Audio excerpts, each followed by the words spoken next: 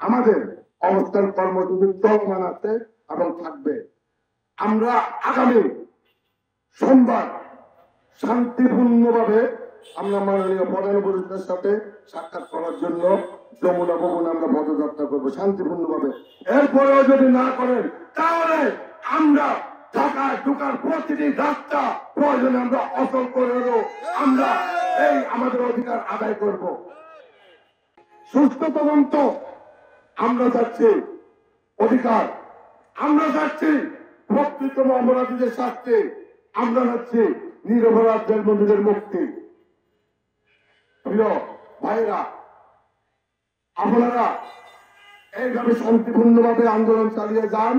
ইনশাল্লাহ হাসিনার সেই কালো আইনের বিচার বাদ হতেই হবে, হতেই হবে। আমরা স্পষ্টভাবে জানাচ্ছি, ক্যান্টনমেন্টের কোন প্রেসক্রিপশন দিয়ে স্বাধীন তদন্ত কমিশনের কাজ বিডিআর মেনে নিবে না।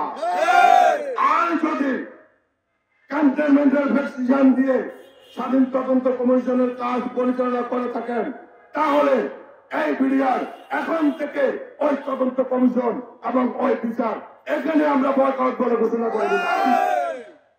মাননীয় আলম ফজলুদ্দার স্বাধীন তদন্ত কমিশন, আপনি বিডিআরের মহাপরিচালক ছিলেন।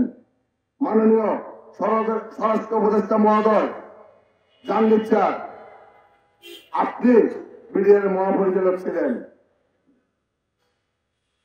আপনারা বিডিআরের প্রতি সদয় হয়ে আসুন। আপনারা প্রমাণ করে দেন, আপনারা প্রমাণ করে দিন। আপনারা কোন বাহিনীকে তুই চোখে দেখেন না। এখন আপনাদের সময় এসেছে এটা প্রমাণ করা। আপনারাই প্রমাণ করে দেন এই সরকার শ্রেষ্ঠ, এই বিচারের মাধ্যমে আপনারা প্রমাণ করে দেন।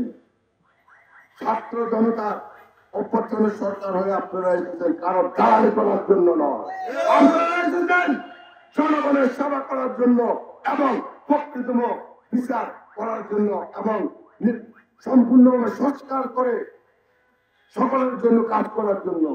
কিন্তু দুঃখের বিষয়, আপনারা সকল কাজ করছেন, রাস্তায় শিশু ধরে 500 টাকা দিচ্ছেন, গরিবদের ভাত দিচ্ছেন রাস্তায় দাঁড়িয়ে, কিন্তু বিডিআরের বিচারটা আপনারা করতে রাজি নন।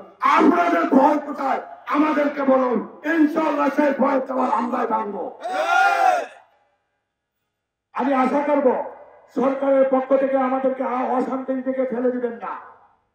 যদি অশান্তির দিকে ফেলে দেন তাহলে আমাদের দাবি আদায় করার জন্য সাংবিধানিকভাবে যতটুকু ক্ষমতা আছে সেই ক্ষমতা আমরা এই ঢাকার রাজপথে প্রয়োগ করবো ইনশাআল্লাহ।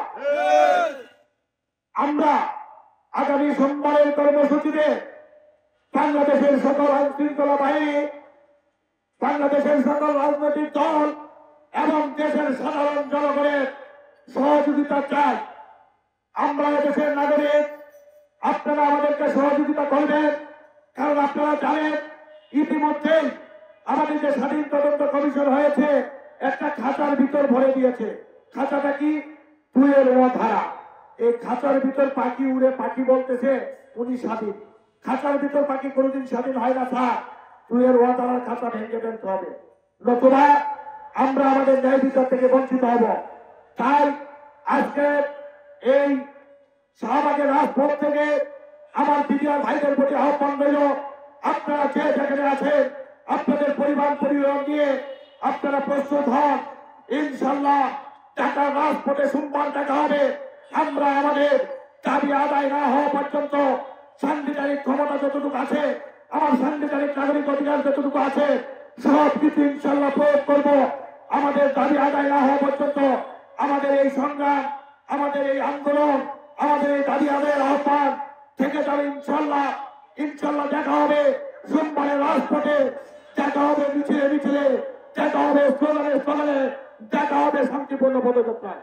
আমি সারা বাংলাদেশে 2009 সালের 25-26 ফেব্রুয়ারি ক্ষতিগ্রস্ত বিডিআর সদস্যদের আহ্বান জানাচ্ছি, বিশেষভাবে অনুরোধ করছি, আপনারা যে যেখানেই থাকেন না কেন সারা বাংলাদেশ থেকে আগামী 6 তারিখ সন্ধ্যার ভিতরে বাংলাদেশ জাতীয় জাদুঘরের সামনে এসে উপস্থিত হন।